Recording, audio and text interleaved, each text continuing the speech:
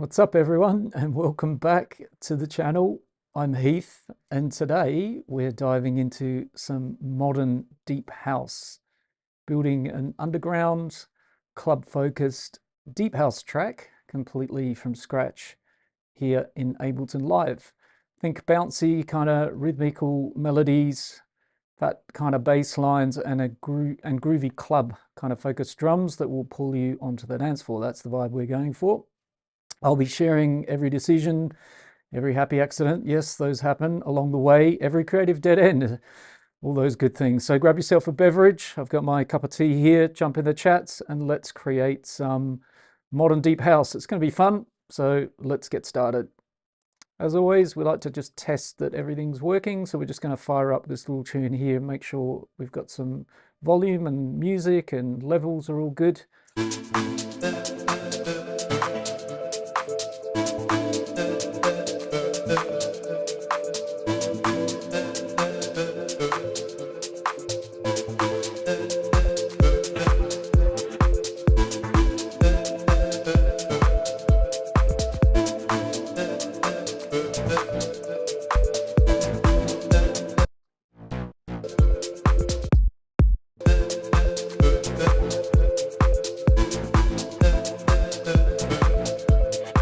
All right, well, it all looks great this end. I'm sure you'll let me know if something's not working or it needs a little adjustment. Hopefully my mic is good. You can always drop a thumbs up in the chat. That's a little bit of music. That actually came from a live stream that's already up on the channel. So if you like the sound of that one, do go check it out.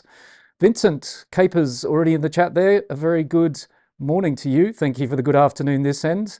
Hope all was good in Brooklyn, NYC. Great to see you here. So Vincent Capers. Awesome. So let's refresh ourselves here, get a new live set up. We're not going to save any changes there. And if you are new here and you're not familiar with how it works, we generally have a really good vibe in the chat here. So feel free to say hello. Feel free to let us know where you tuned in from.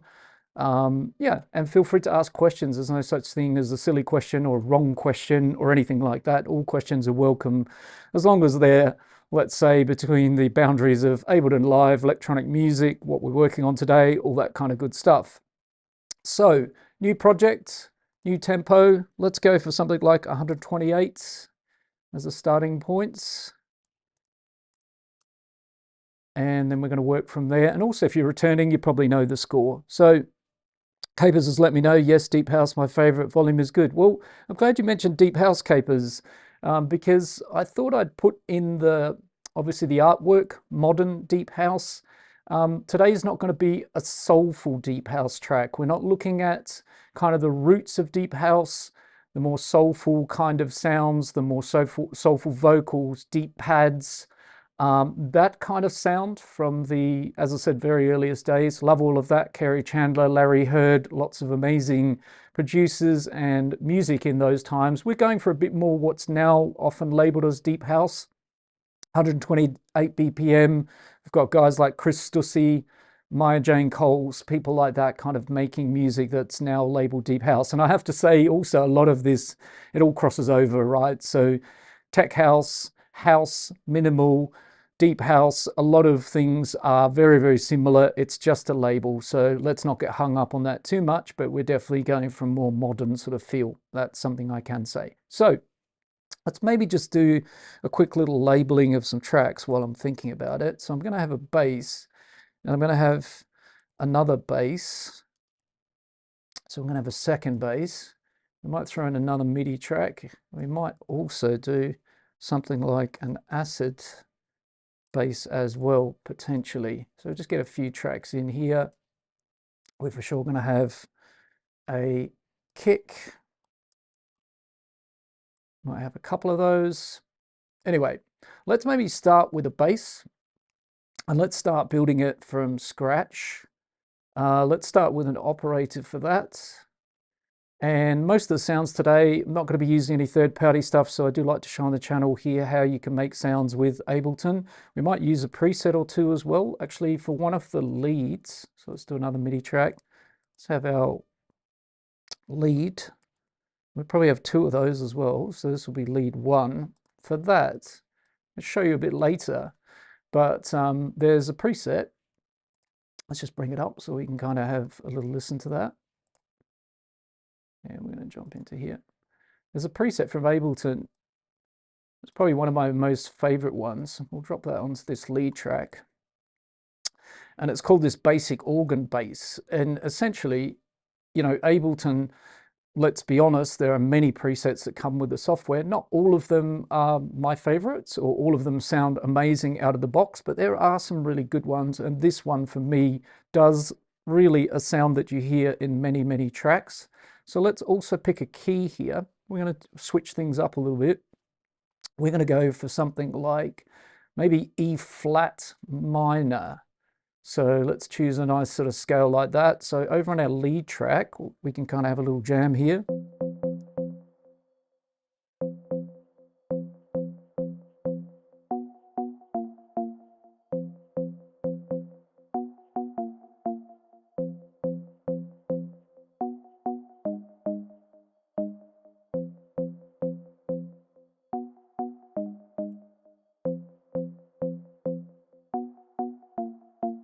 So it's a really great sound, and that's just a default preset from Ableton Live. So we're definitely going to have some chops from that, some nice, that's probably going to be one of our, as I said, leads today. So let's get back onto the bass. Let's have a metronome. So we've got all the basic tools. We've got key and a scale in play. We've got a tempo set up. And if we look at that scale as well, if we turn on scale, what do we have in D sharp, or E, let's just call it E flat minor? You can see we've got a lot of black keys and not so many white keys. So if we're working through, let's go back to the lead track for a second. And if we do the same thing here, we put a clip in here. So if we go to the 1, we're on D sharp. So you've only got B and E. So the second of the scale and the seventh, sorry, the sixth, are white notes, white keys, and the rest are black. So we've got lots of sharps, we've got lots of kind of tension from those kind of notes there. So we're literally playing 5 of all the black keys essentially, which is pretty kind of interesting, which makes this scale kind of have a bit of a different flavor to it. So back over to the bass. Let's program a nice, simple kind of groovy bass, and we might start with it on the root of the D. And yeah, let's do it under the metronome. Let's actually have a note on the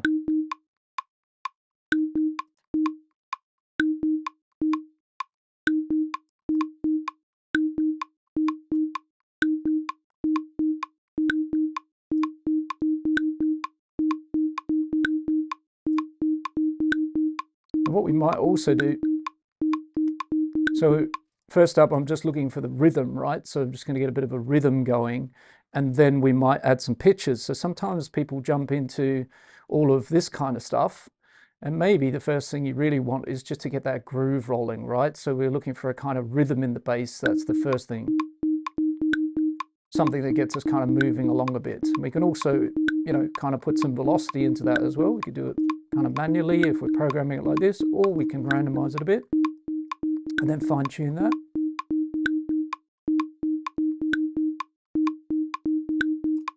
And then what we might do, duplicate that. And then over here, a little variation.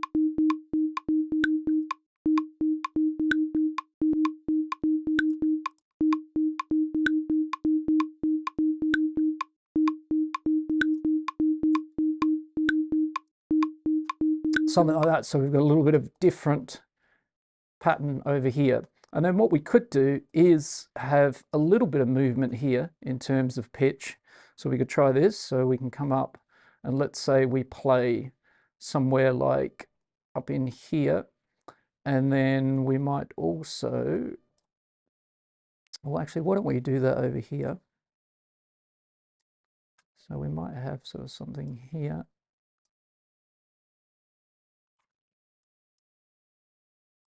And just messing around without listening for a second, and then we'll figure that out. Some sort of little pattern in here.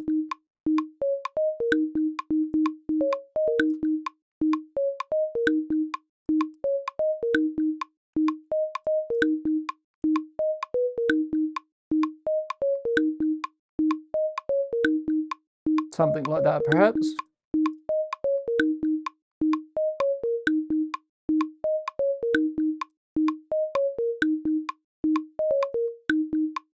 So lots of options, right? And what I'm doing now, changing this timing of the rhythm, we could have more clips where this happens. So during the track, that might be another section of the track where we do that. So let's do the same at this end. Follow this little pattern.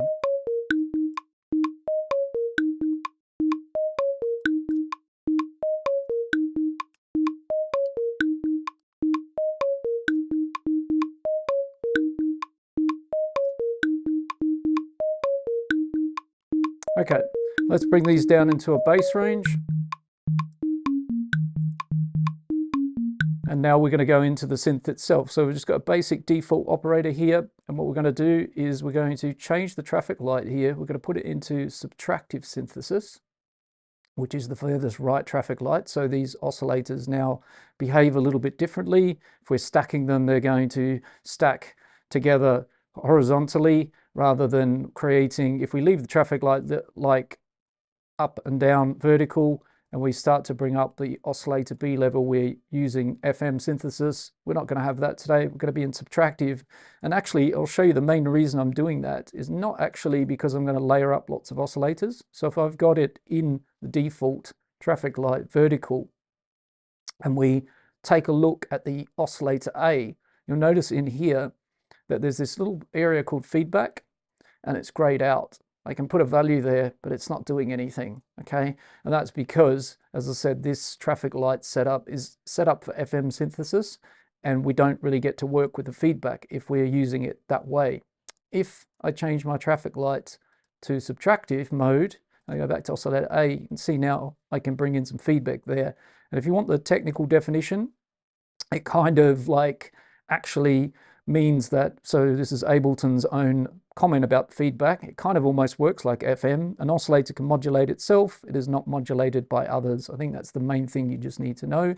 So if we're using this, we can actually add modulation on top of just one oscillator. It can modulate itself, which is quite nice. All right.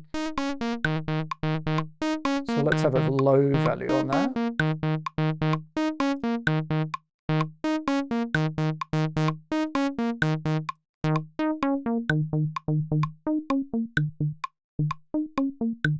Nice. So we get into that nice kind of plucky bass.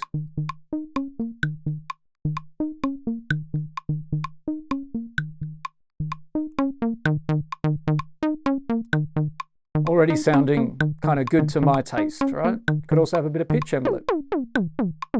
Not quite like that, but we could add a little bit more of that twang if we want. Maybe we'll dial it back a bit.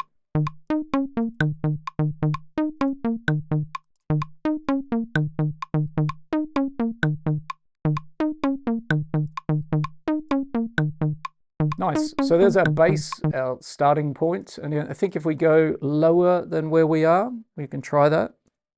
Might be a bit too low. Oh, that's pretty good as well.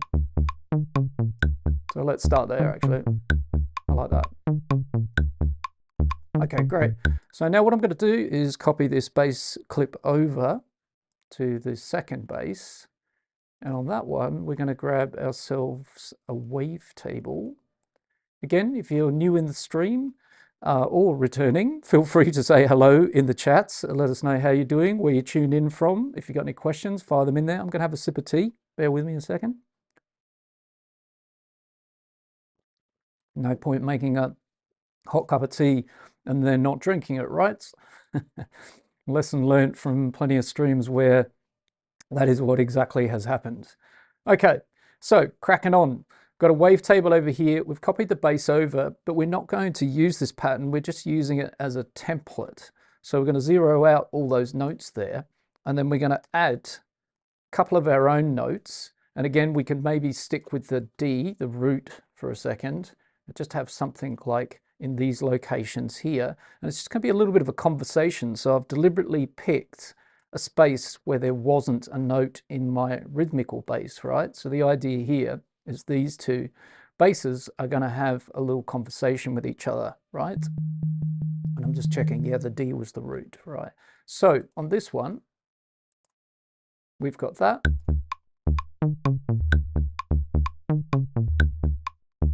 We start to get this little conversation. Now let's put these guys up an octave.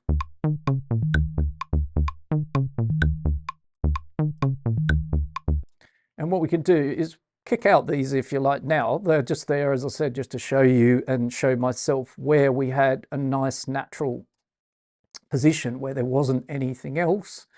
And we could make these a bit longer potentially as well. Let's maybe try a longer note here. Of course, there will be overlap with that one.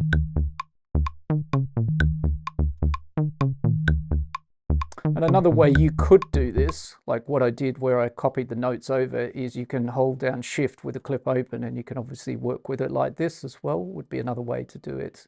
I just go back to how things worked before we had those tools a little bit. So the longer note there, we're going to get a bit of overlap, but we've got separation, right? I've put things up an octave, so this is playing the D2 and this is playing the D sharp 1, so that's quite nice, gives us a little bit of breathing space. They're not sat on the top of each other. If this was down here, be a different story, right? They'd be absolutely clashing, and there's going to be a kick drum here for sure on this point right there, so we don't want to make it too busy. Those are the little things that will make your track mix itself in the future if you make little decisions like I'm just showing you right there. And we can also have those like a bit of a melody.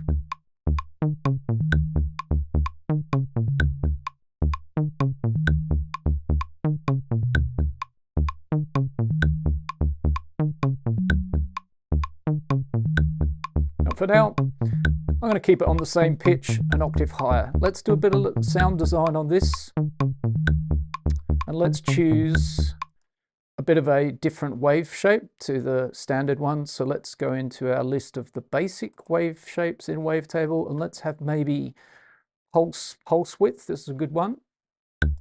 More character.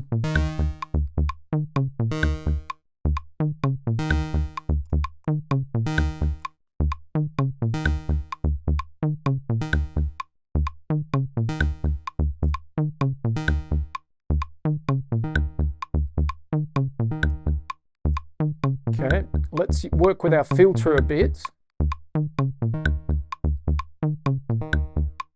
Just listen to the wavetable. Let's maybe have a little bit of modulation on the position here, so we can already use an LFO to do that.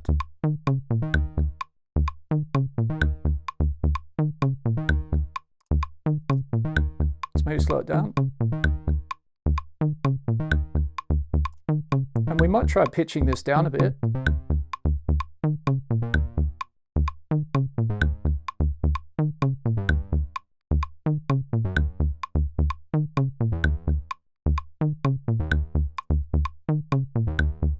Well, that is now at the same octave as the other bass.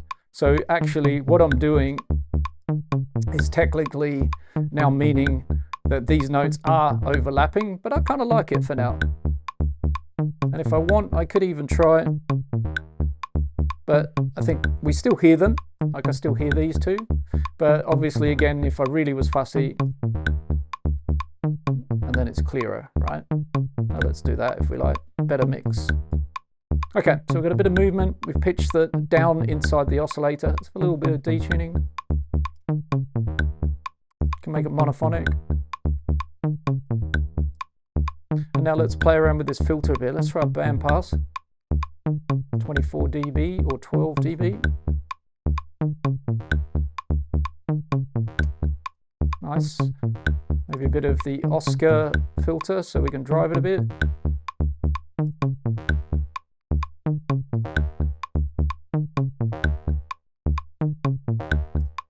And now we could also modulate this a little bit with the same LFO or the other LFO. So let's try the other LFO for a bit of a faster movement. And we want it on, sorry, we want it on the filter cutoff.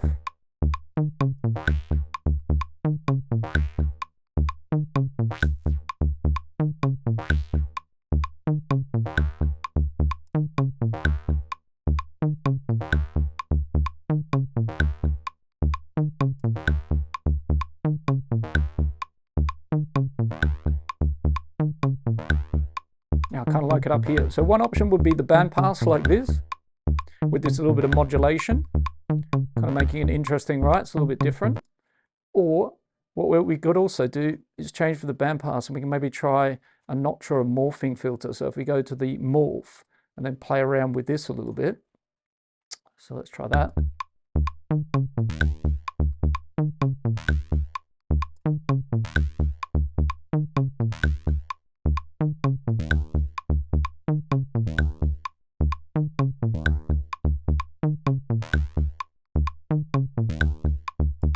I think I'll stick with the bandpass for now.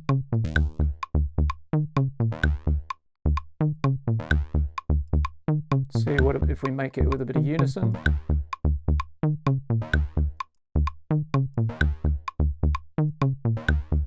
So we've got that option as well. And we might leave that off, come back and revisit this in a little bit.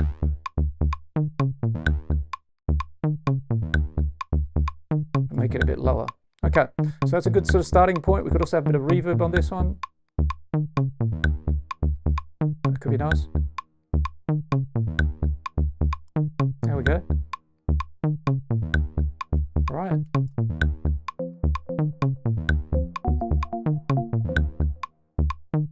So we're going to have that lead in a second. So maybe now we're just going to go and look for a kick to go with this. Get a little bit of a groove. We can maybe then get rid of our friend the metronome. So let's have a kick drum rack. And I just realized I didn't have to put that over there. Put that on now. Track we created earlier. We'll leave that spare track. So in here, 4 on the floor, find the right kick sample that we're looking for. That's pretty interesting already.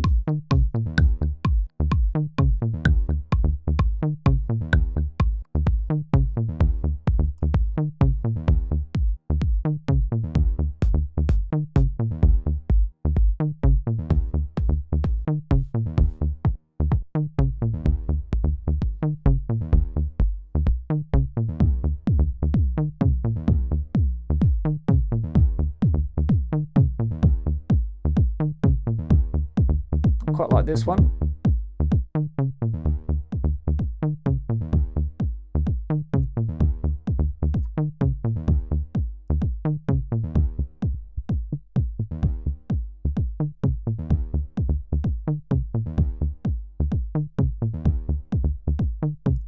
Nice. Okay, so let's duplicate the kick track over. How are we doing all, by the way? Everyone's still alive? Hope everyone's good in the stream. Feel free, as I said, say hello. Let us know where you tune in listening from. Pop any questions you have in the chats, all that good sort of stuff. Right, so I've duplicated that kick cross. What I'm going to do is also look for another sample. And on that one, we're going to sort of layer the two together. So what I'm going to do straight away on this track is we're going to add an EQ. And we're going to low cut it quite a bit. And we're going to look for another kick drum.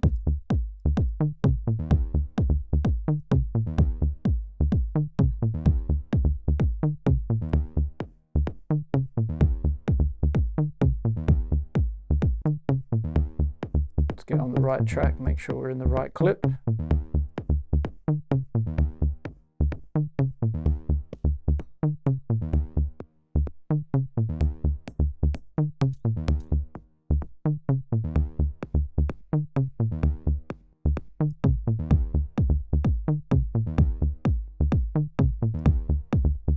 Maybe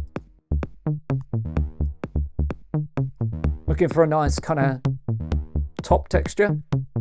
That's a good one.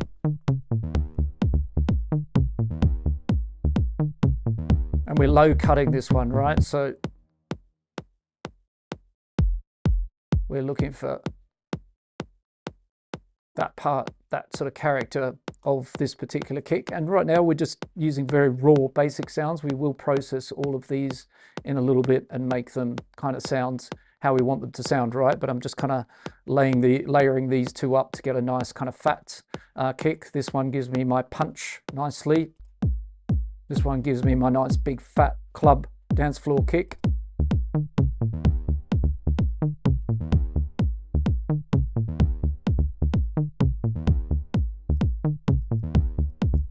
So let's maybe already add just a little bit of processing on this modulating bass that's having a conversation with our main bass.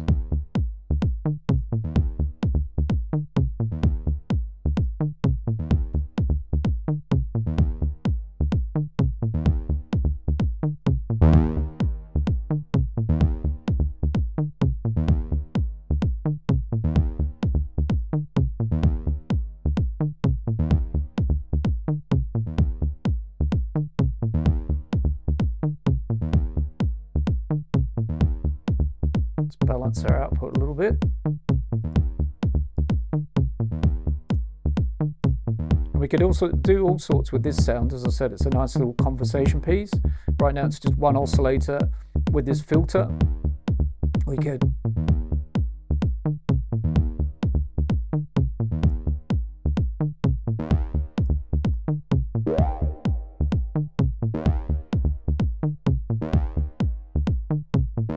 also could sound good with delay.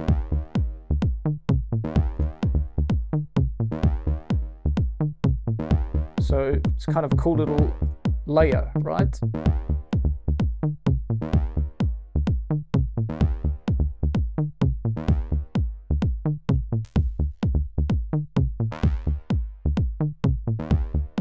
what we might actually do is go in here, let's pop into the envelopes. We might already add a little bit of that.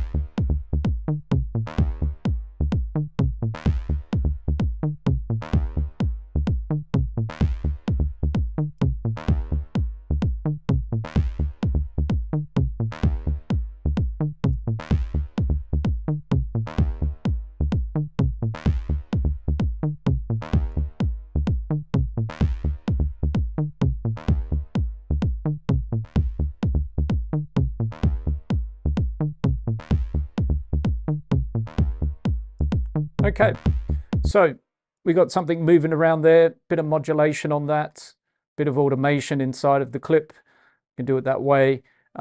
We've got gone with the bound pass. We've got a bit of movement also on the oscillator position here as well.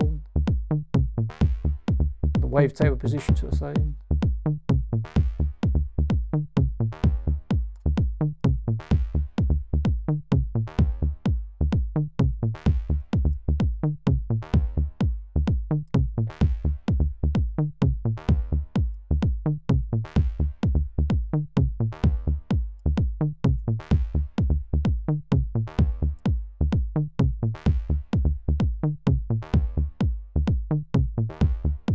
That's better.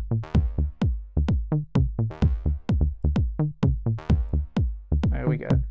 Okay, so maybe a bit of a clap or snare pattern in here. Let's build a little bit more drums, and what we'll also do is we'll make sure this is kick 2, so we know that also isn't the main kick, it's our layered kick that's giving us this kind of top layer. And then what we might look for is something a bit kind of different here. Maybe we'll go for, I'll just check and see if I've got something in my little folder in here. I don't think in there I do. So what I'm going to do is approach this differently. Let's go up here. Let's go garage. Let's go one shot. Let's go snare. Okay, there's side sticks. We want a nice meaty like that.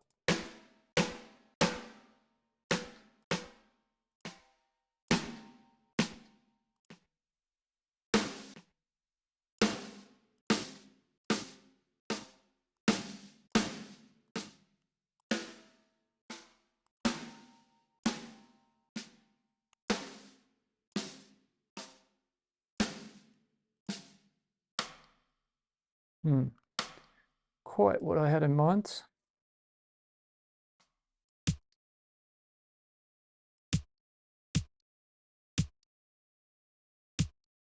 Kind of interesting, actually. Could maybe use that. Let's go back here. We've got a rack with some snares in it, so we'll maybe just see if we can find something in there instead. Just thinking about using the sort of garagey sounding snare on the for the snare in the track. So let's see what we've got in here instead. And we're just going to change this a little bit as well.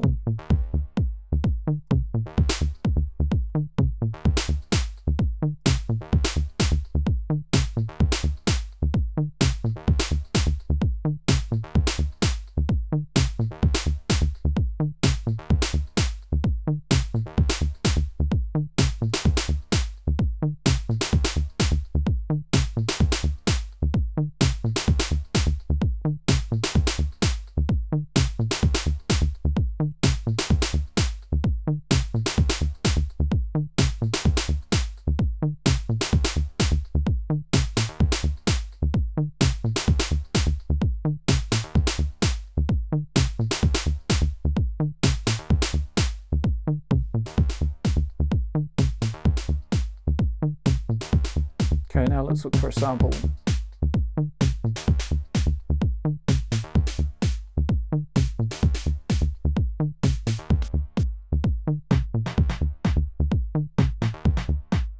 That's pretty cool. So what we might do, try this layered in here.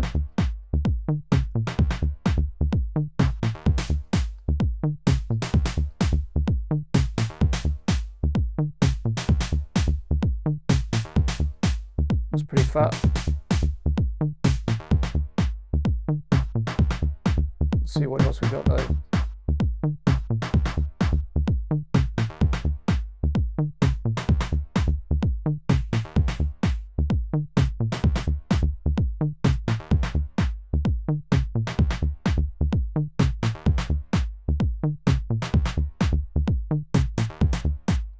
Lots of good ones.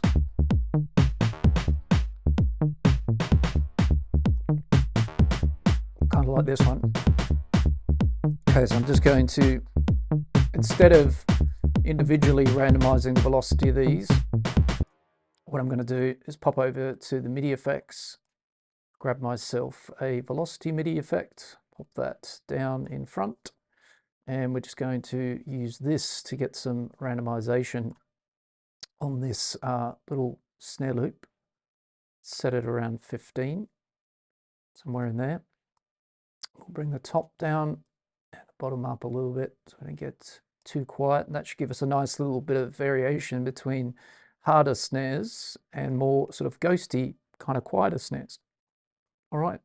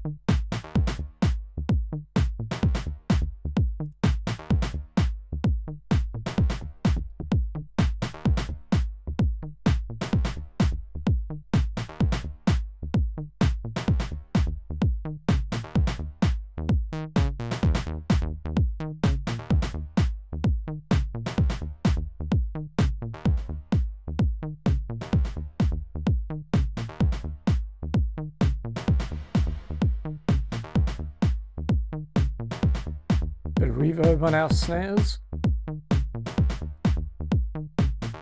Let's clean up any bottom end on there.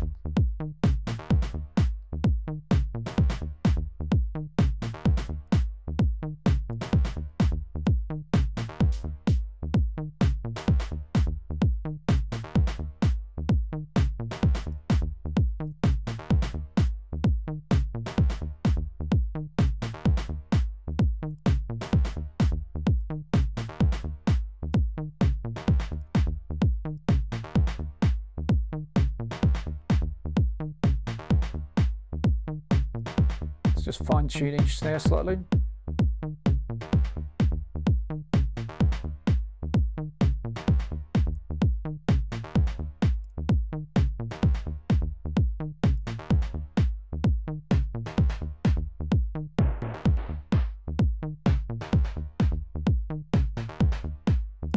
Better.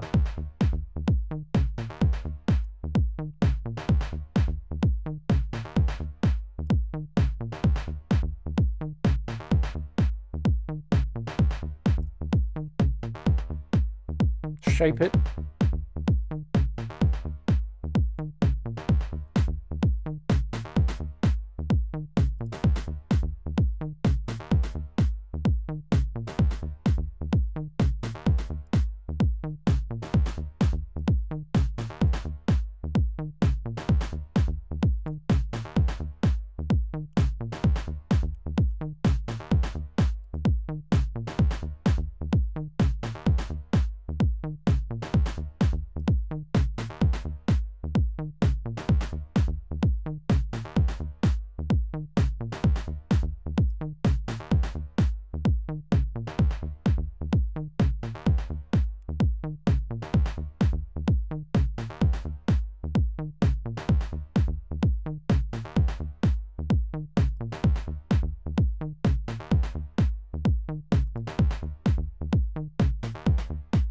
Yeah, definitely that one pitch down is good. Liking that.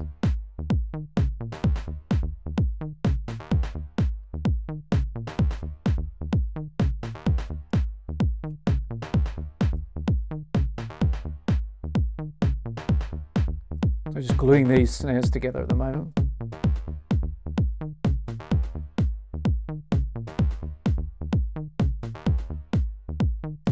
Just looking at the chat, hadn't been paying attention for a moment. Goal 96 Rush, hello, how are you doing? Where do I normally get my sample packs? I don't really use sample packs much anymore. I have got some samples going on here. I tend to make my own sounds, but over the years of doing production for a very long time, I've collected all sorts of packs and exchanged them with other producer friends and things like that, but I don't actually buy them anymore. I would suggest, I guess, if you are buying samples, a lot of people obviously use Splice. Otherwise, platforms like Loop Masters or Prime Loops. Underground Sounds, like I can think of some good labels that you know, create great sample packs that are always kind of reliable. So if I look at my sample library here, if this is helpful for you, and look at some of the brands that I would buy if I was buying sample packs. I mean, Defected used to do packs back in the day. I'm not sure if they still do. They do good ones. Kind of Music, if you're into their sound, do some great ones for the Afro percussion, organic house type style of things. Toolroom do good packs. Loop Masters, Underground Sounds, Raw Loops, Off Recordings. That's some of the brands that I can think of. And actually I made sample packs for Underground Sounds, so I kind of know the label and what they demand from the people that make their samples, right? So, yep, hope that helps Goal Rush, or sorry, Goal 96 Rush. Are you a football fan? I'm not sure. So, hope that helps. See if I can get back on track here a little bit.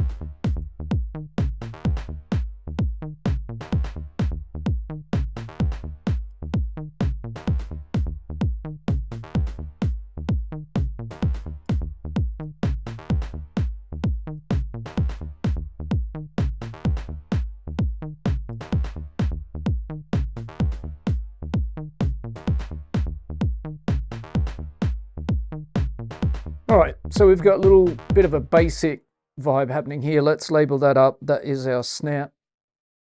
I think we could also have a clap to go with this. So let's put a MIDI track over there, bring it next door. I do like to get things kind of in their little order that I work with, so I know what's what. Let's go clap, and let's just sort out a couple of things here. And we'll also put a clap on the 2 and 4. Capers coming down here. What about using the drum synths? Yeah, absolutely. You can use the drum synths. They are very, very handy. I use the kick drum synth a lot. I just think here in this case of this track, I kind of want the texture of audio and samples rather than the sort of very clean electronic sounds that you get from those plugins. So if you were, I'm imagining, Capers, you're talking about the drum synth range, these bad boys over here. As I said, I love the kick, use it all the time. It's very, very good for getting a kick rolling and shaping it.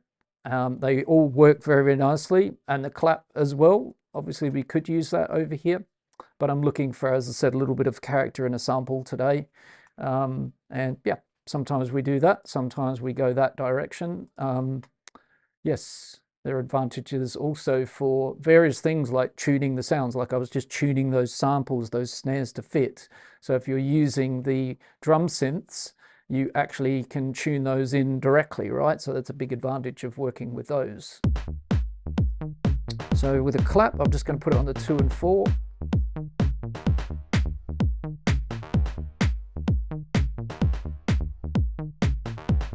Quite like that one already, but we'll see.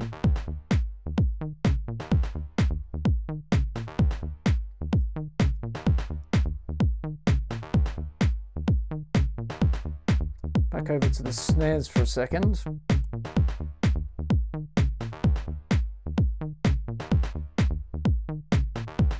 I won't do that, but we'll watch out for that because that's a way to kill your groove if everything is a bit long. Changing.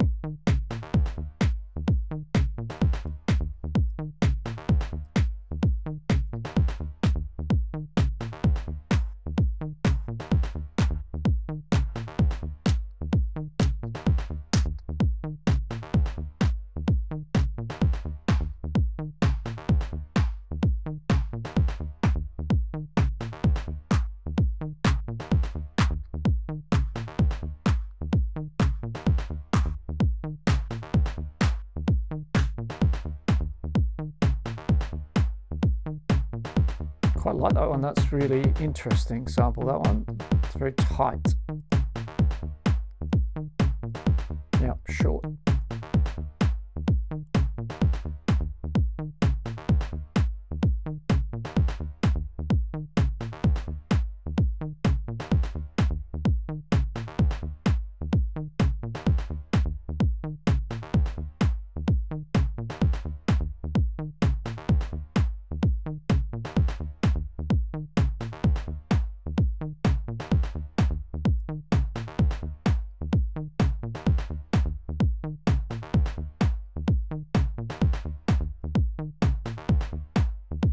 Pushing the attack back on some of these sounds just to give a little space to the front of the kick.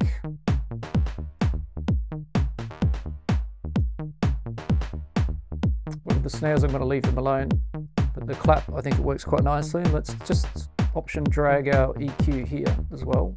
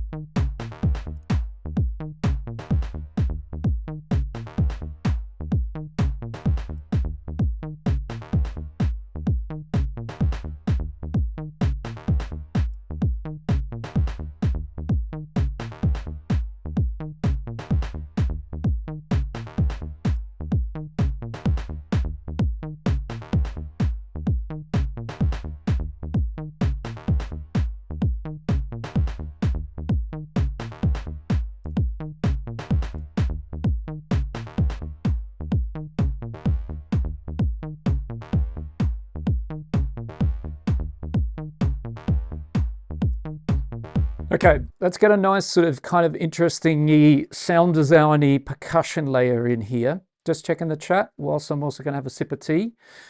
Gold 96 Rush, sorry, I keep struggling with that a little bit, I'm not sure why. Sounds like Tell Me Why remix for Medusa. Well, yeah, thank you. I mean, I will take that. As we're from scratch here, we don't have any influence from them, but yeah, that's interesting. Does adjusting the attack change the groove? Yes. The main reason I'm doing that, Vincent, though, is it's a little tip and a trick here. I won't always do it, but essentially what I'm doing is right on the very, very front. So if you were looking at the note, there's overlap. There's a kick drum happening at this very same point where this clap is happening. I'm just kind of like almost doing that. So I'm freeing up a little bit of space there in front. And it means that the front punch of the transient of the kicks, their envelope, is actually owning that space. And it can mean that the transient of your kick drums, I was just looking for whichever ones I'm using here. So it means that this little transient, the very front of the snap of your kick, has a very good chance of like really dominating that little bit of space. So it's a little trick and a great way, again, to sort of not need to use compressors and all sorts of things people try and use. You're just creating a little bit of space by pushing the start of the clap back. And so if we can actually do a next little exercise here. So if we put the clap there, and then we go back to the clap, and now we bring this back around. You still hear the front of the kick quite nicely, but if we go there, we're weakening that transient and snap of the kick. So just a little bit. Sometimes it's only like, you look down the bottom at the numbers, it might only be 15 milliseconds, but it's just letting the front of the kick own that. So I hope that makes sense. Also, if we put this one in, same thing.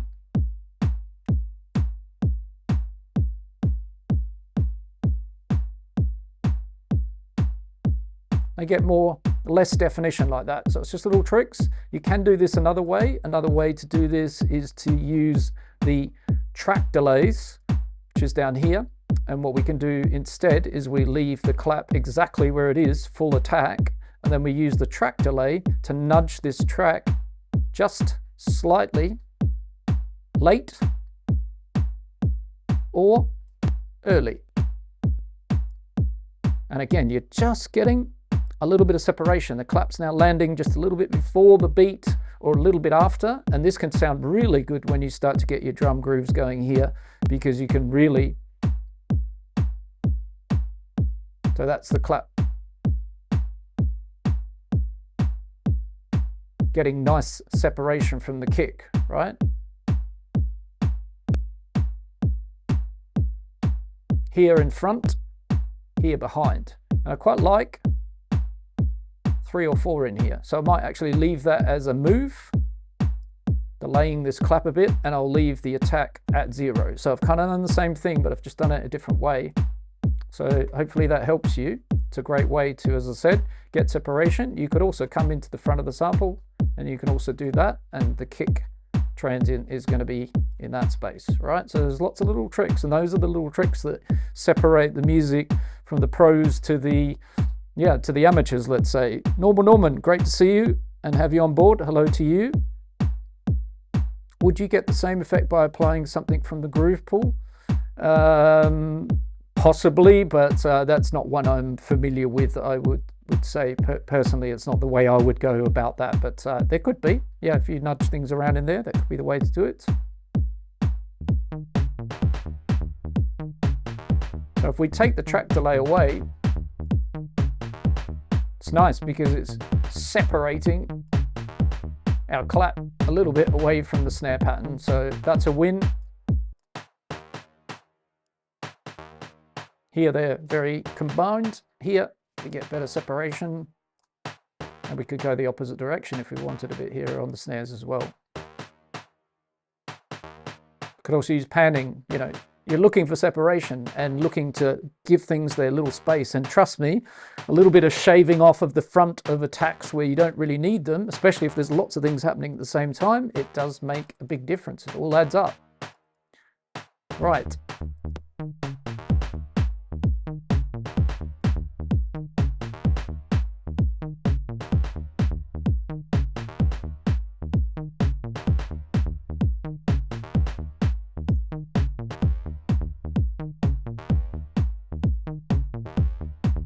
right, so I was talking about something about a percussion layer, so let's do that.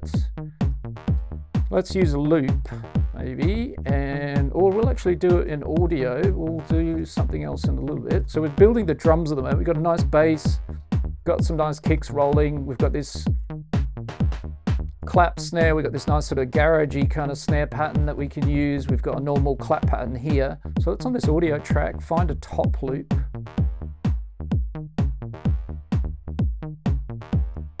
I mean, I could kind of listen to that bass line.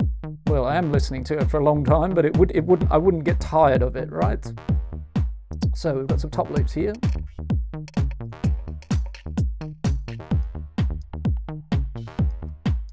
This one's pretty okay. And then what we're going to do,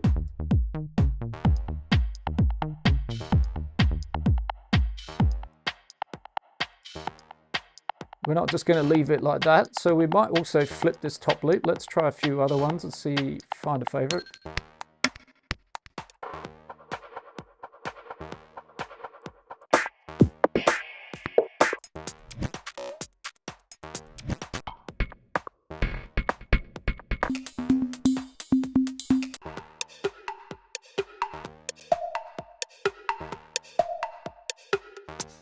Okay, maybe try this one. And what we're going to do is we're going to add an auto filter to this track.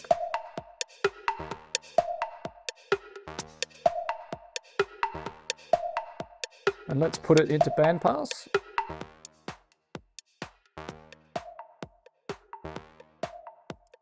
And let's bring it into the 12 dB curve, so we've got a little bit more to work with.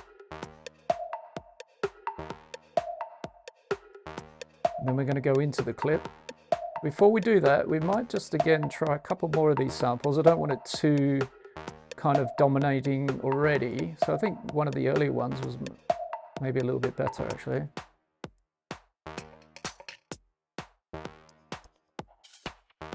So I want this kind of little bit background. Yeah, let's try this one first. And let's turn it up a little bit. Pitch it.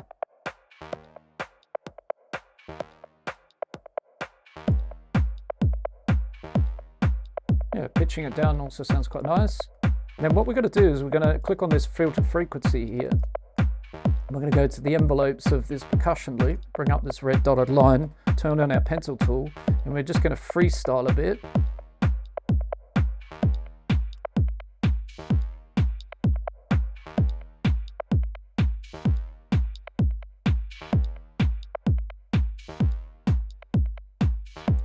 I see what I've got here that I want to change.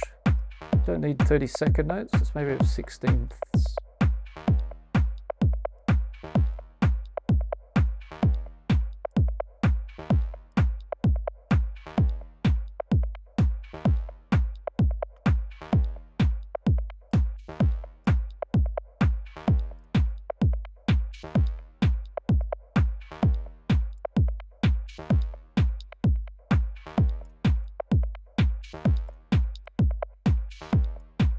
So that's going to give us this kind of movement down here.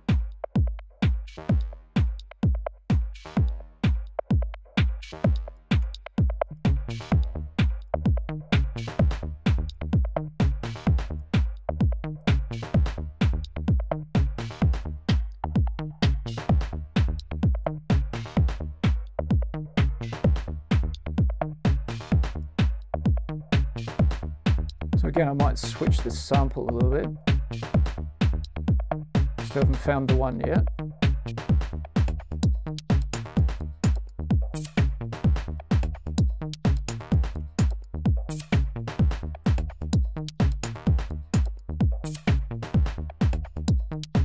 That's better.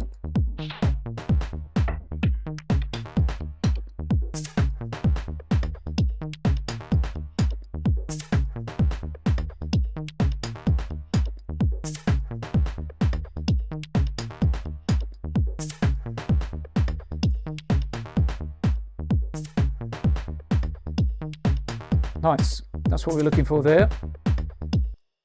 Just looking at the chat, been ignoring it for a moment, but not on purpose. Our track delay had to make a massive difference when you do this to it. Yes, absolutely. Norman, I agree. We're going to get some hats in very shortly. We're building up a nice kind of groove here, which is going to support things, because synth-wise today, or melody instruments, are going to have a couple of leads shortly. The bass was important. We've got a couple of basses there. We're going to do a third bass maybe as well, a bit of acid sort of style bass line, but we're cooking all right here so far.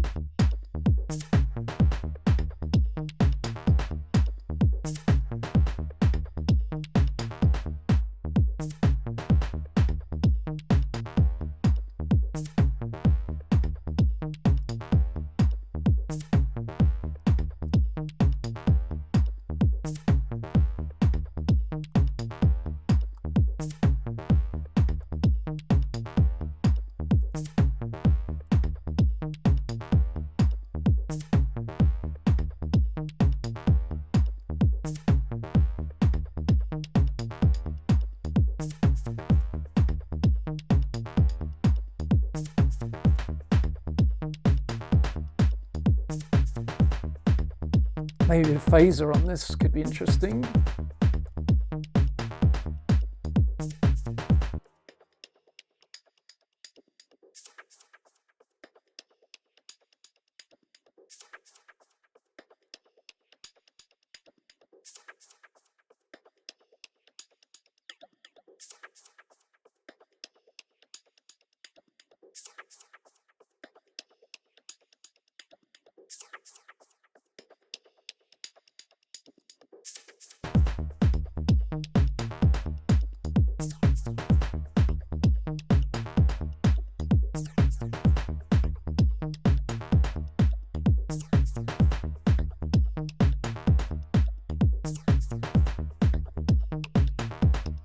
So you can hear what a difference a little bit of sound design does, right? It's not a bad top loop. We pitched it down, adjust the level a bit. It's all about that kind of movement that we're creating here. So it's kind of taking it into its own new territory.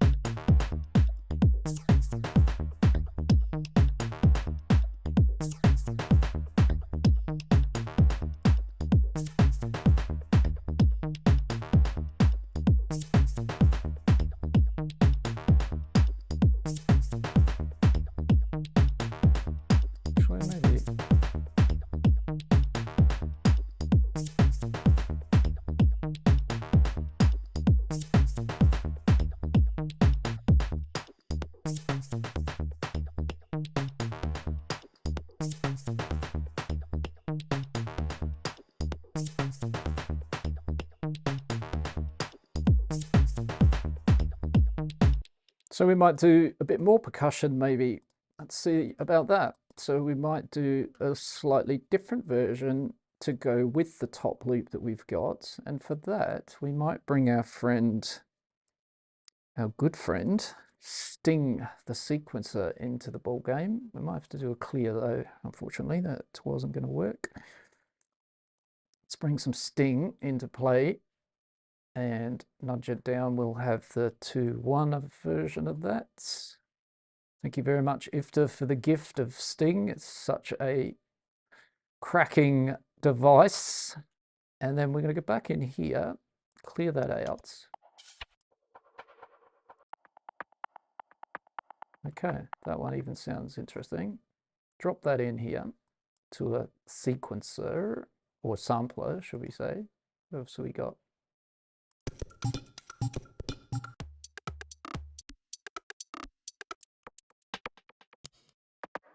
Again, we might change this loop in a moment. Quite like maybe more like a hi-hat loop.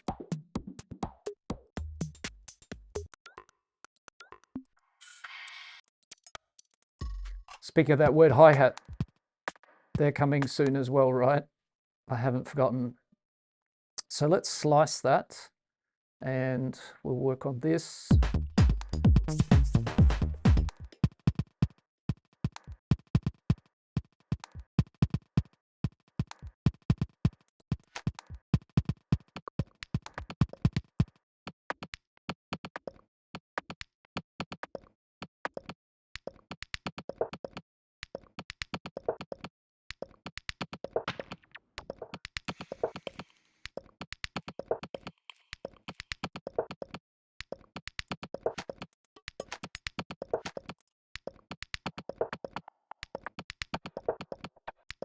Might be going looking for another loop in there.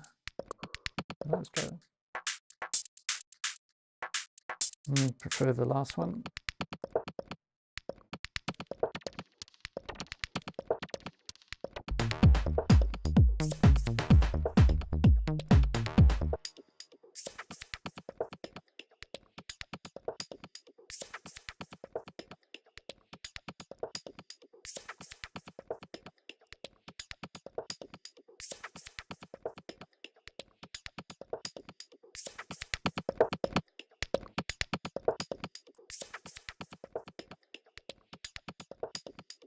Just adjust this line.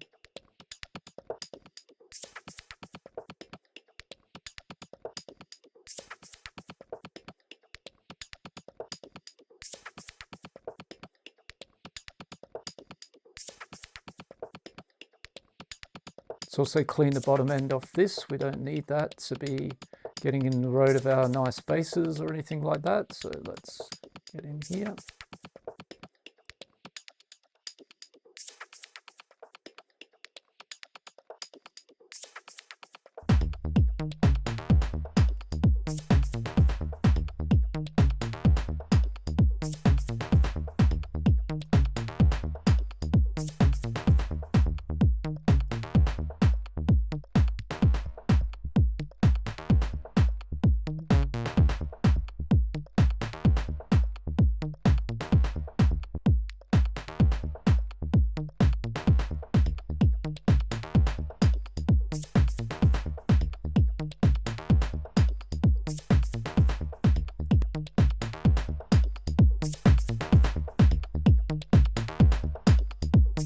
For YouTube, so we're not quiet.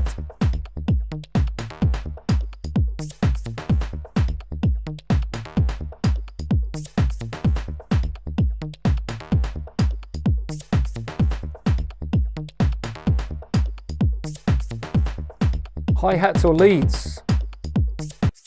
That's the big $64 million question. Maybe time for a bit of a lead, I think.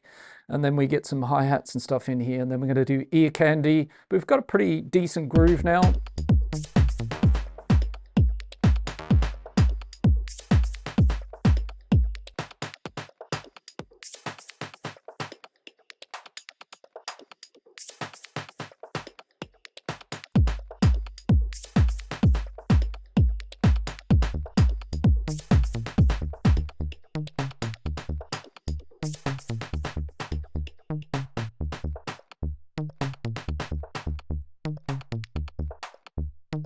Okay, so time for some lead action.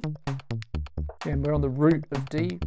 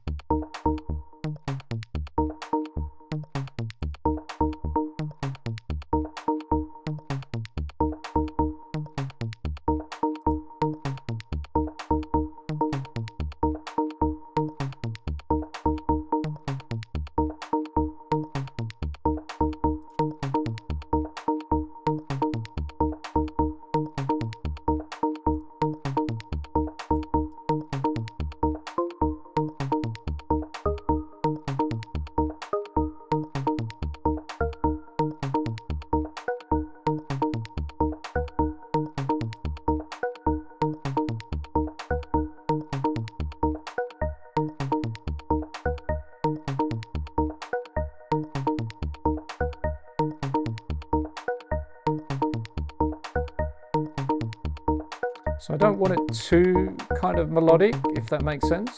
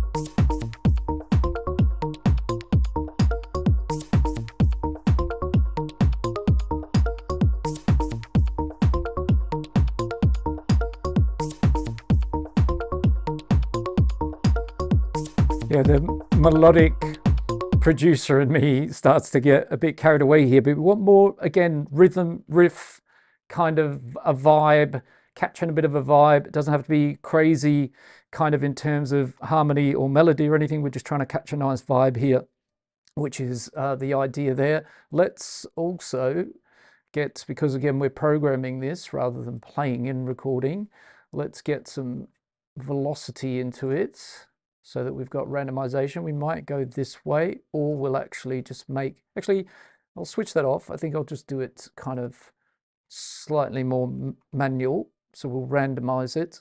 And then if we need to move any of these, we can, to make it sound the way we want.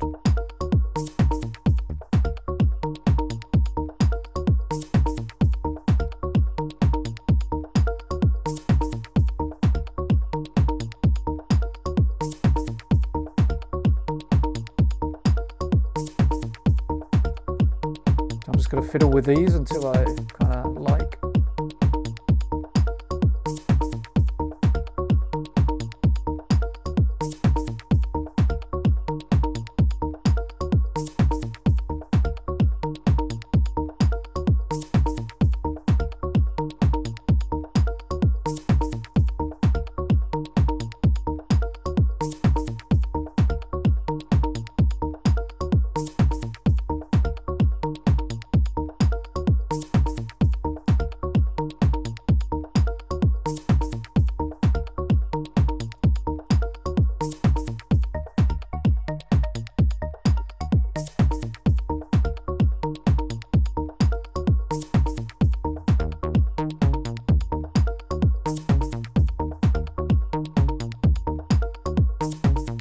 What's important in this track,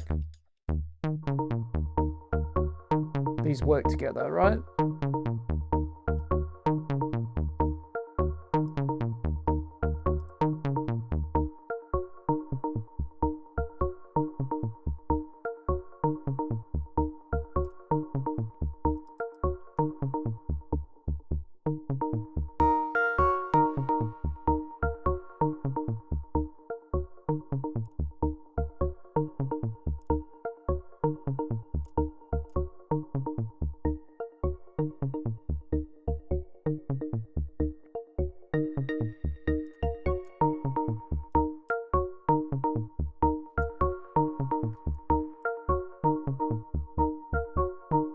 There's a classic case of bringing back the pluck of things as well. If we roll away this lead a bit,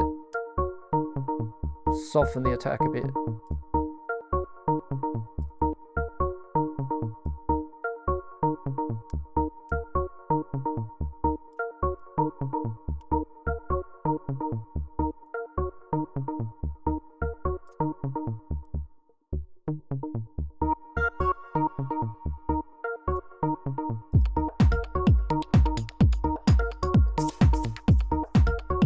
Maybe a bit of beat repeat on here could be interesting.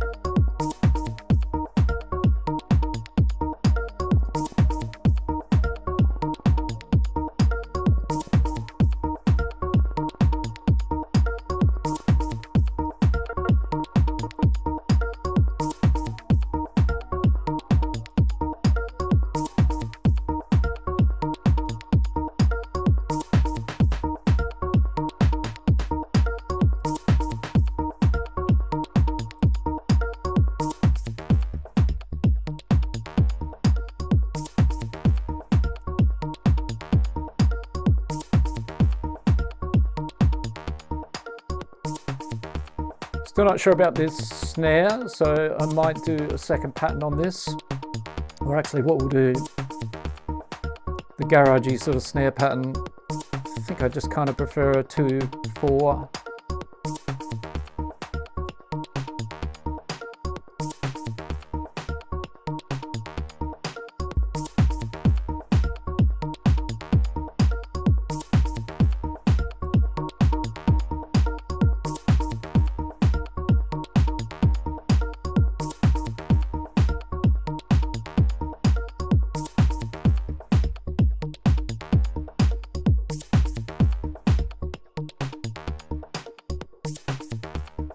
All right, we've been holding off on it. Let's get some hi-hats as we cook into the second hour here. Hope you're enjoying the ride. Do feel free to say hello in the chats. Let us know where you're tuned in, listening from, all that good stuff. If you've got any questions, drop them in there as well.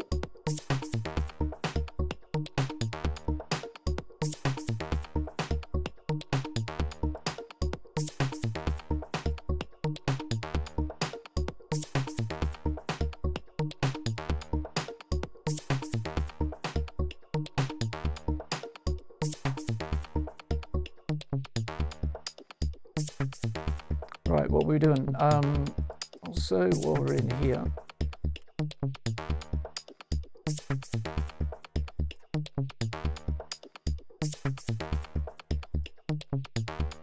right, hi-hats, right? Yes, okay.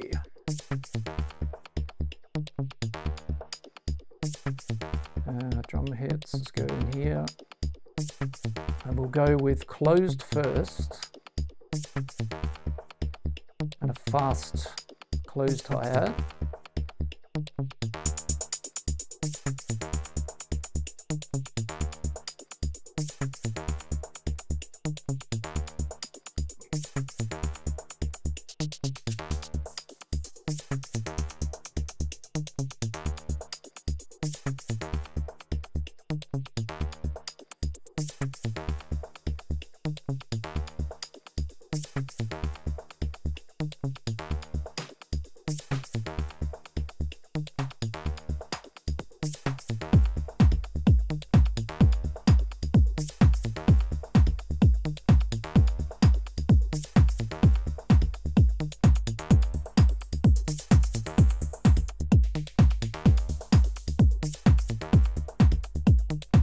I do like this hi-hat, always one of my favorites, so why not stick with that.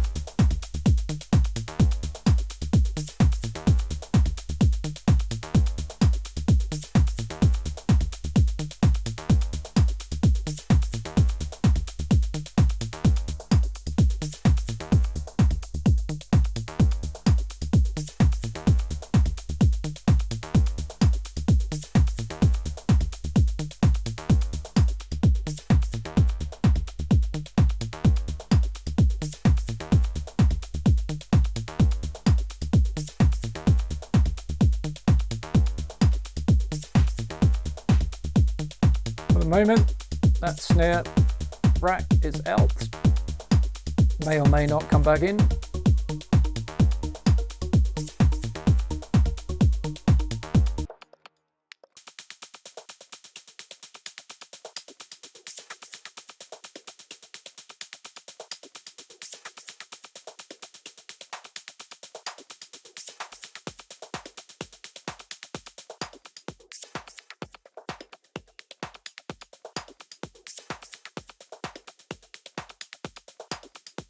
The level's right.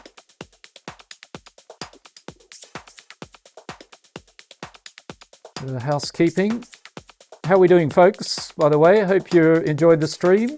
Taking some things away. We're building this modern deep house track in Ableton Live 12 in today's stream. Feel free, as I said, to drop any questions in the chat. Say hello. Let us know where you're tuned in and listening from. All that good stuff. We welcome it.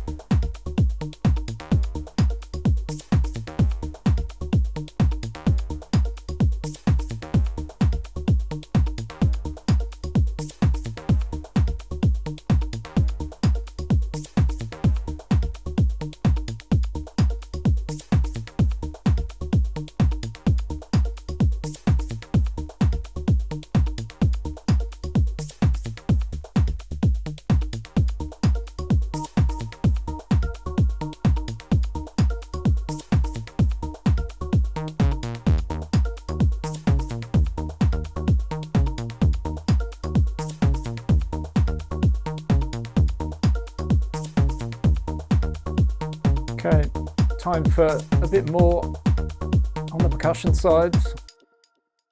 So what we might do, actually could be audio. So we might actually pop in a little loop. We haven't really been using anything along those lines, but maybe we can find a nice. I was trying to do a bit of a garage kind of loop of sorts with my snare pattern before, which I didn't really, needs some work. So I've just kind of taken it out, but maybe I can find something that's a nice kind of loop that can go in here, because I know I've got some sort of garagey loop somewhere. Let's have a listen in this one.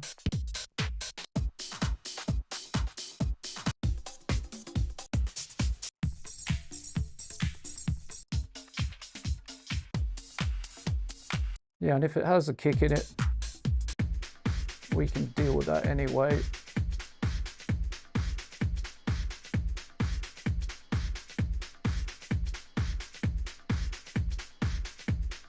So it's up in here. Just saw somebody pop in the chat. Capers, I'm enjoying the track. I have 2 new tips from the stream. Amazing stuff. We like that.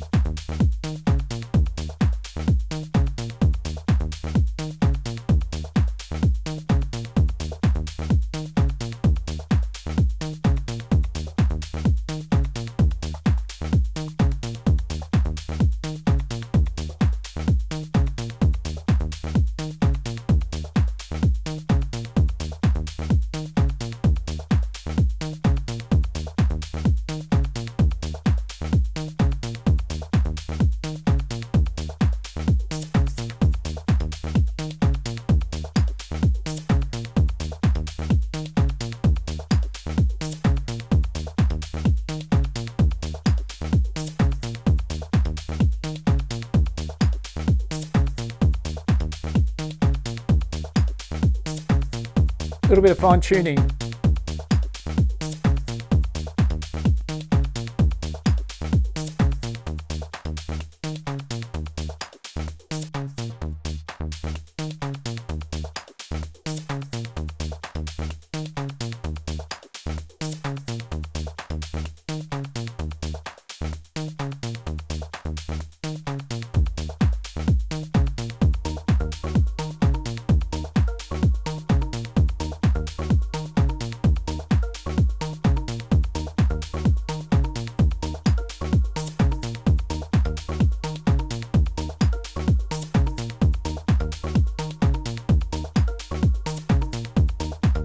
Better.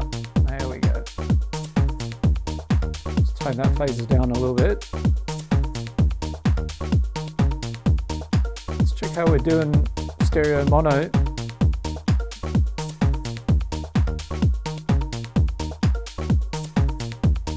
Okay, so this device has a lot of width in it.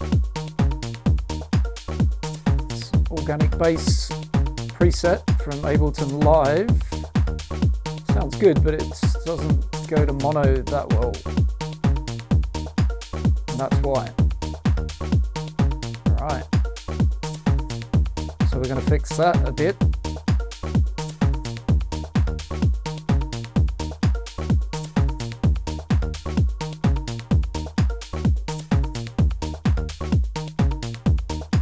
This is the thing you find sometimes with presets.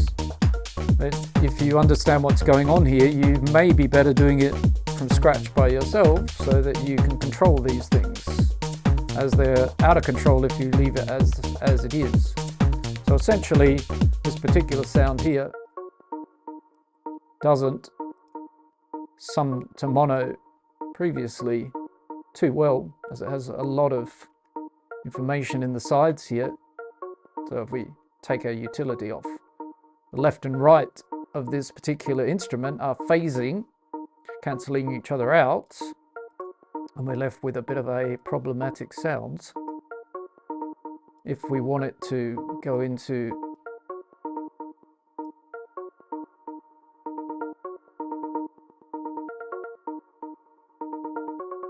just doing something else.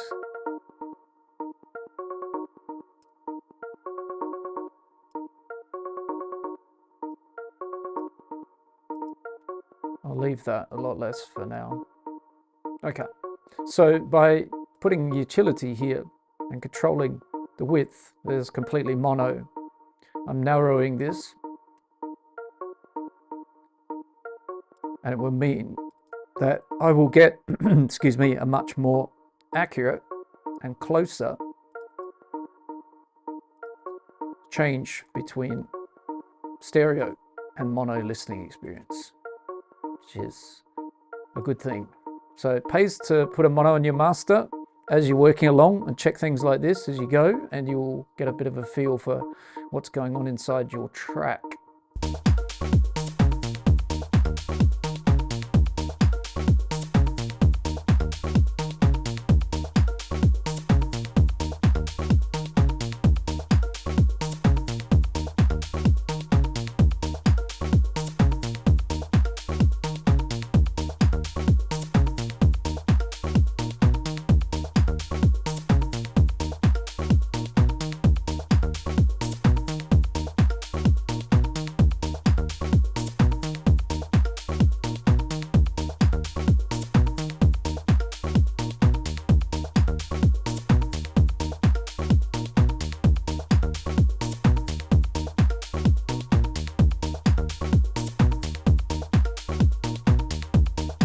Little second bass clip for something new, freshen ourselves up a bit here.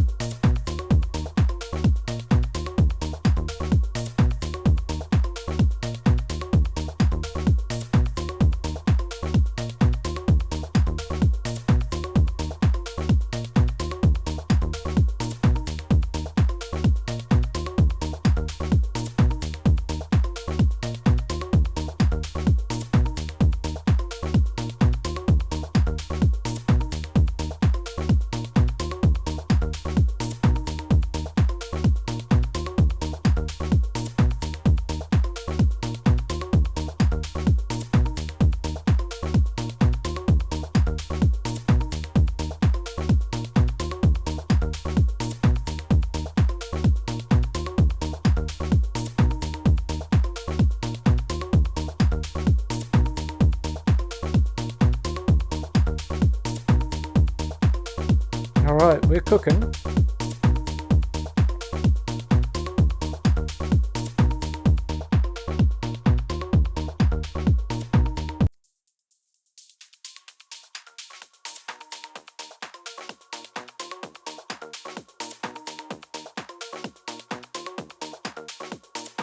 If we were DJing the track, what would it feel like a bit?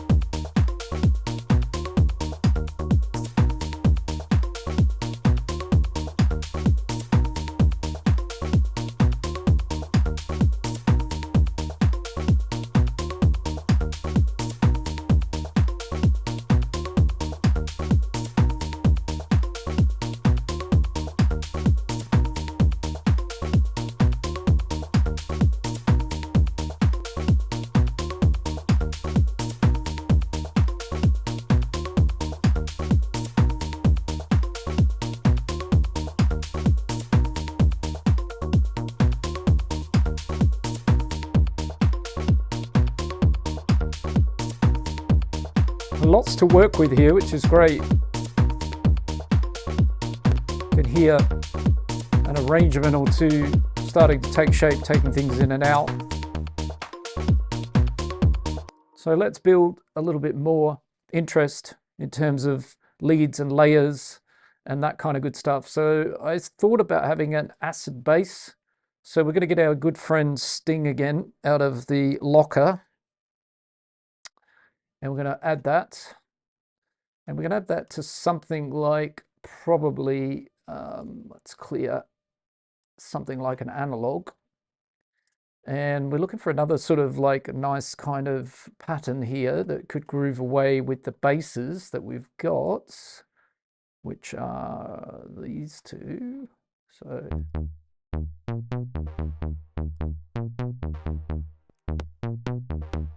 we can have a bit of a vibe while we're working on this.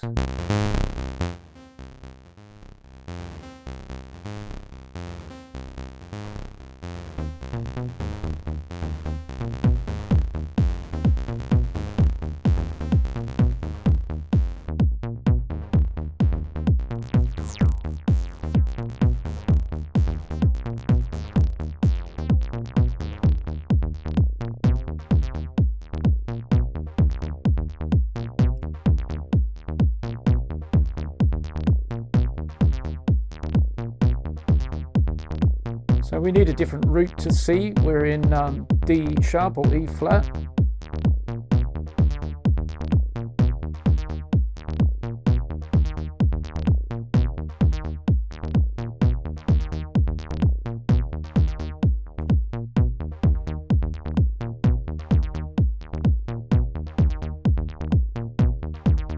And I've made the density really small here, so it's a light pattern. If I go up in the density, it's a mud. I don't really hear what I want to hear, right? So I'm stripping it back to something like 5 notes. Let's try it with lead as well.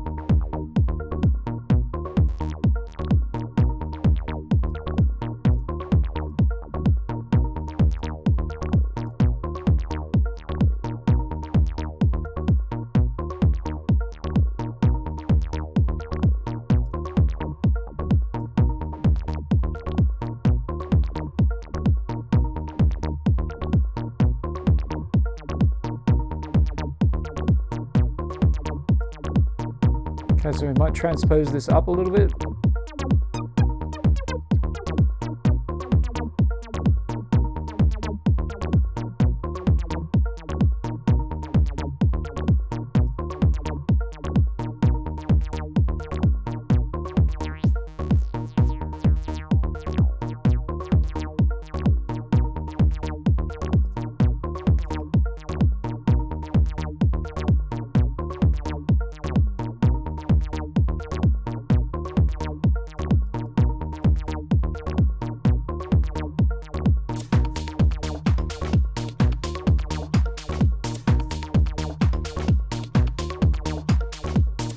So let's take the clip from this and then we're going to flip this a little bit. So we're going to grab ourselves a clip. Just trying to remember that. There we go. So we're preserving that first pattern there. Okay, so we're making sure we don't lose that. And is it completely in scale? Probably not. No, which is kind of okay, but we can kind of force that as well. I think the latest Sting is able to be in key and in scale. Might actually be that from memory, but there is an update since I've got here, but that's not a problem because we can take these notes and we can see that it's only really this one note down here, which we could move manually to up a note, or we could actually get Ableton to do that work as well if we like. So it's not no big dramas whatsoever. So now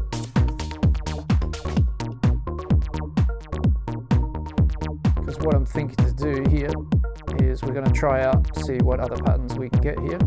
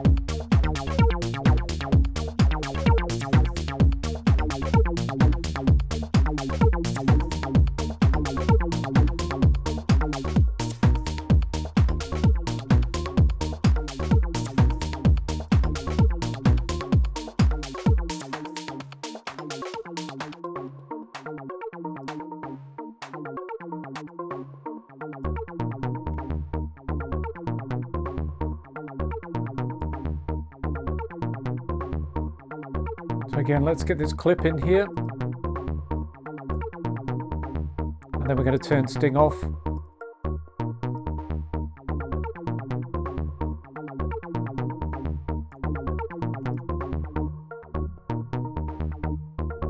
Nice, so we've got a more minimal pattern.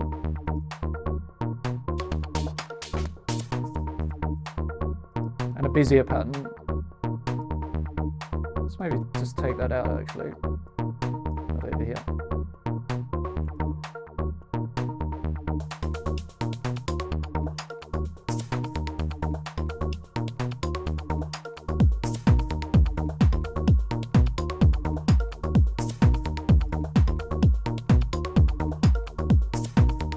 How are we doing, folks? Don't forget, say hello if you're here in the stream with me. Feel free to in the chat. Also, drop any questions in there. We're in Ableton Live 12. We're making this modern deep house style track today.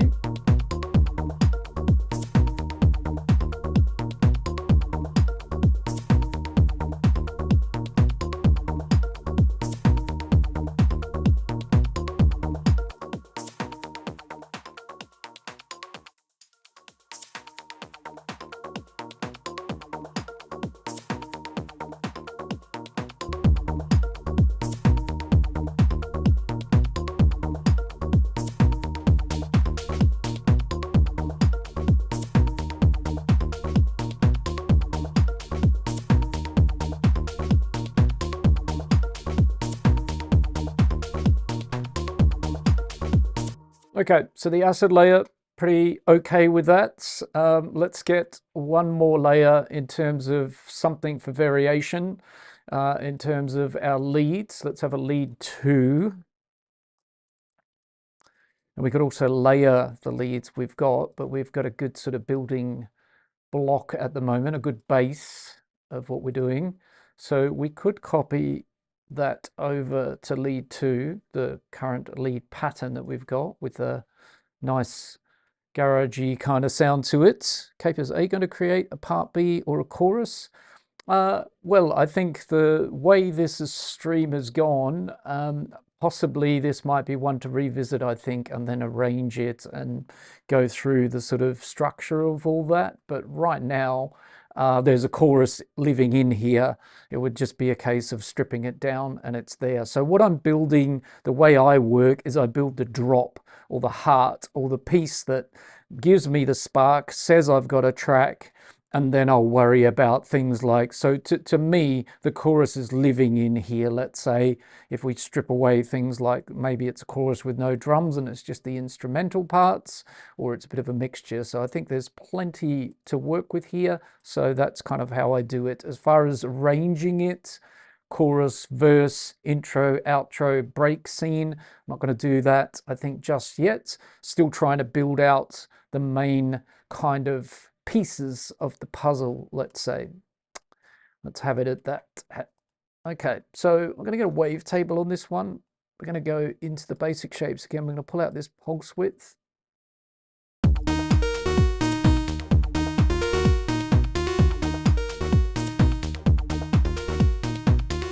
And maybe because we know that pattern really well, we'll start again. But the idea with this one, I actually want to kind of like create a bit of like almost a chord. I'm going to layer 2 oscillators, have the second one play a 7th. So we kind of get a chord just from one note kind of feel.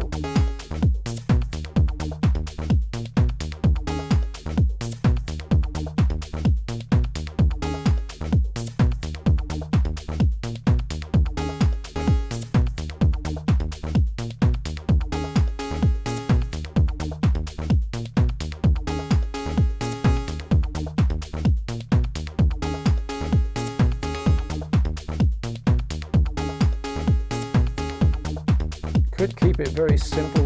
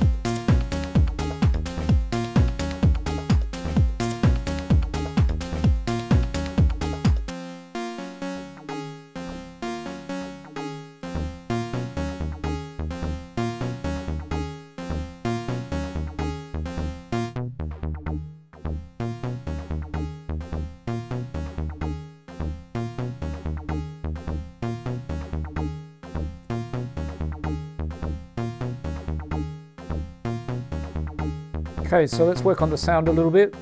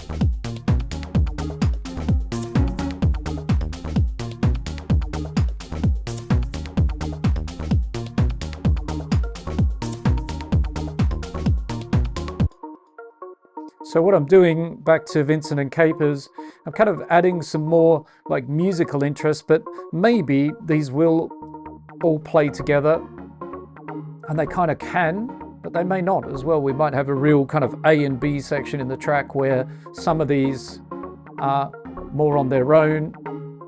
But the good news is, harmonically, rhythmically, they kind of they will play ball, that they could work together.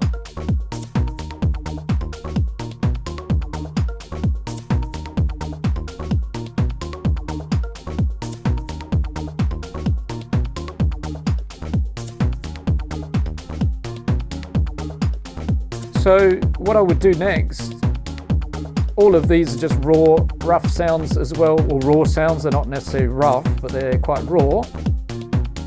So there's a lot to go in a second phase of sound design and flushing out all the nice sort of sounds, because right now this is functioning good, but there's work to be done in terms of, you know, prettying up each sound or twisting it up, whichever way we're going. But the kind of spark or the idea, I think, is in there. And what I would start to do in the future is add some more ear candy, which will be like little FX hits and sounds. But I think I will do that once I start arranging. But let's say we'll give a little taster of something, because I think we've probably got stuff in here we could work with.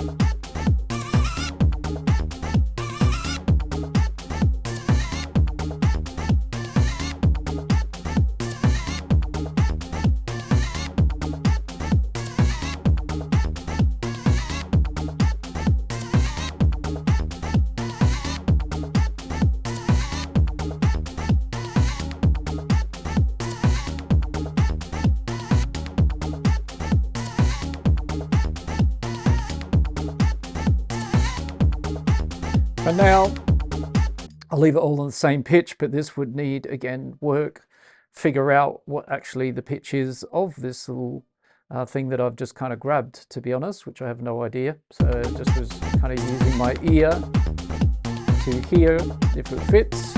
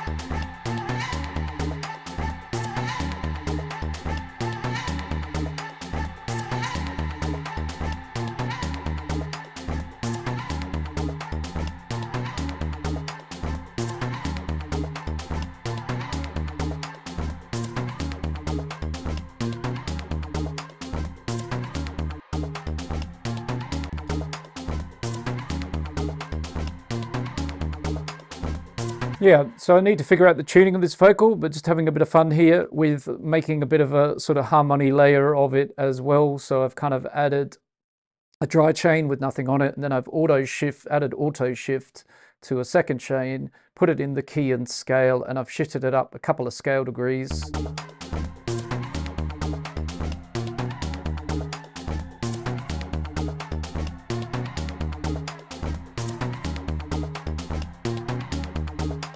But I really need to figure out the pitch of this to get it right. But the idea is still here.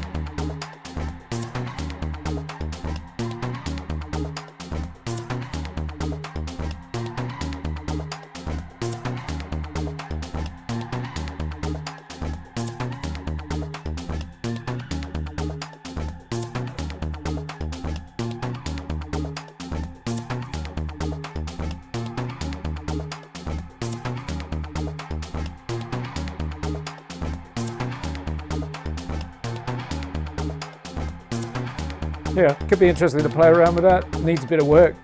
All right, so let's see where we're at.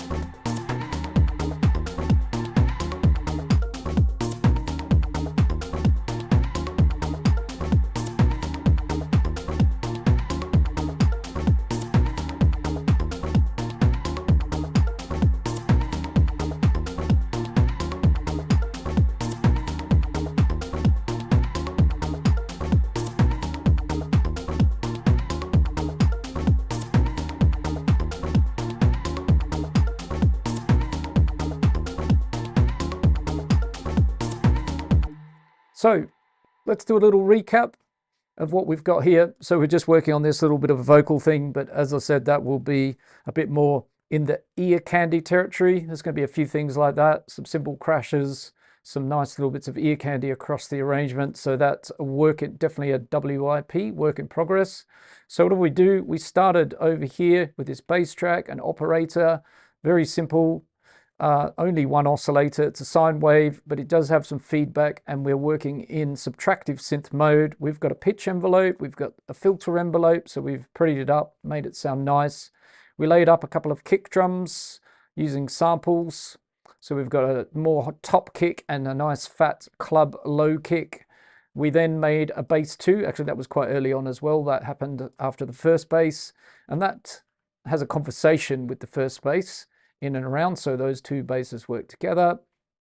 And then after that, we've just been adding some percussion. So we have a clap, quite an interesting rack of, let's say, hats at the moment, but we've got top loops that kind of have a bit of work done in them, a little bit of sound design. So we've got kind of moving around modulating filters on this one. The second top loop is actually inside a sampler, and it's again being driven by Sting. What I should actually do is grab the clip there, and then we can turn that off actually. So that should already work now just on its own without the Sting. So we've got a sliced up top loop, and then a fast hi-hat pattern over here.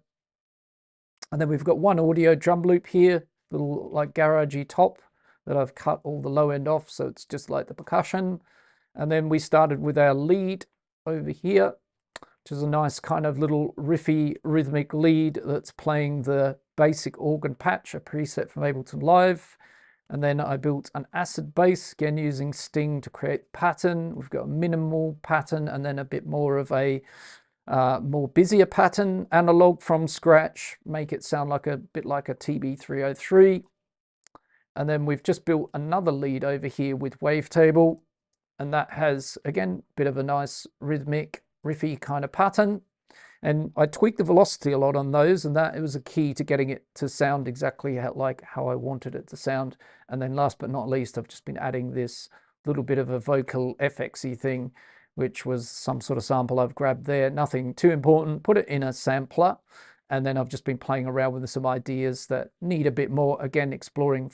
I was a bit naughty because I essentially put the notes in here on C3, which is fine, but I don't actually have any idea what this pitch is. So I've just been using my ears, but I can hear that it might need a little bit of work. It's not bad, but it's, yeah, I was just doing it by ear, but I would pay a bit more attention to it and get it dialed in nicely. And then we've got a filter and a hybrid reverb, and all together, what have we got over here? Let's sort of strip it back into bits and pieces.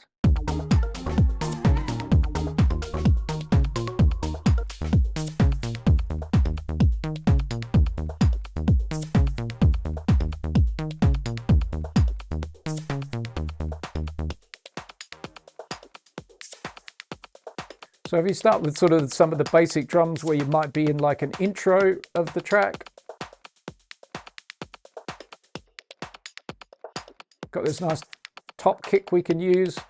We've got our clap. Got these two independent percussion loops, or we can use them together. We've got a nice fast hi-hat. We've got this other drum loop that for me wouldn't come until much later in the track. Then we've got our nice proper kick. And we've got our bass synth, this nice rhythmic pattern, and we've got a second clip variation. We can get on the filter here of the actual instruments. And we've got our bass 2,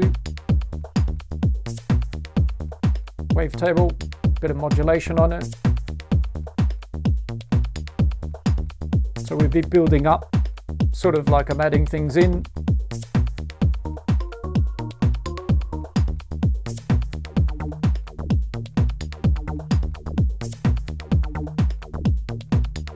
So this might be the gradual sort of progression.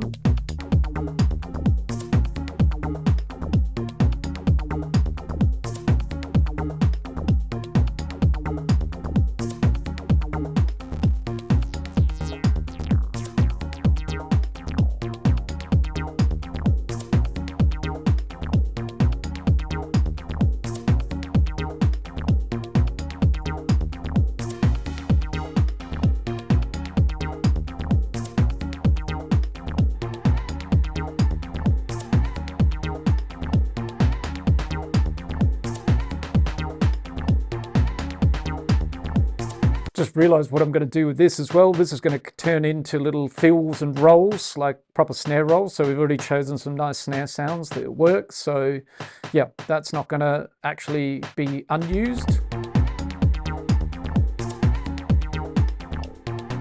And then we might roll into a break, and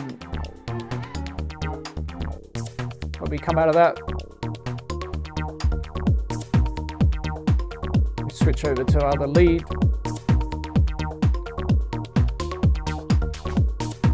Build up towards the main break or the drop of the track, the peak area. So yeah, lots of good stuff to work with there. So on that note, thank you to Capers. Vincent, hope you're doing great. Hope you enjoyed the stream. Also Goal 96 Rush, thank you for your questions in there. Normal Norman, great to see you as always. And if you're watching this back on repeat, well, I hope you really enjoyed the stream and you find it beneficial. For those of you that were with me throughout the stream, thanks for joining. Same to you. I hope you enjoyed it, took something away from it, learned something new, and yeah, onwards and upwards. So I just want to point out as well, at the end of the stream here, if you want to take your music further and develop your techniques specific to your music and your own sound, I do work one-to-one with artists, DJs, producers on exactly this stuff, what we've just looked at today. And there's a link in the description down below. You will find it down there. You can book a free call with me and we can figure out if it's a good fit and map out what your sound, your signature sound could look like. And that's all very important these days, that you find that signature sound. And it's no pressure, it's just a conversation.